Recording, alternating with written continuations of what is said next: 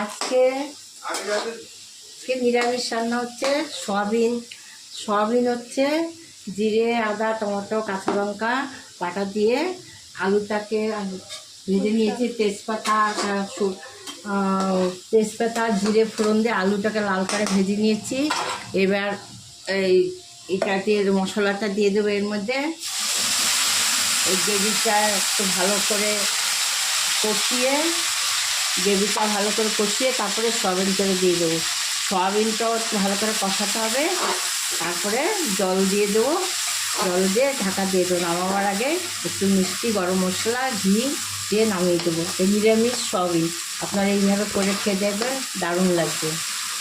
দেখুন, আলু আর মশলাটা ভালো করে গ্রেভিটাকে কষিয়ে নিলাম। তেল বেরিয়ে গেছে। এবার সয়াবিনগুলো ছেড়ে দিলাম। সয়াবিনগুলো ভালো করে কষাবো। তারপর অল্প জল দেবো। জল দিয়ে 5 মিনিট রাখবো। রেখে একটুখানি মিষ্টি আর একটু গরম মশলা দিয়ে নামিয়ে দেবো।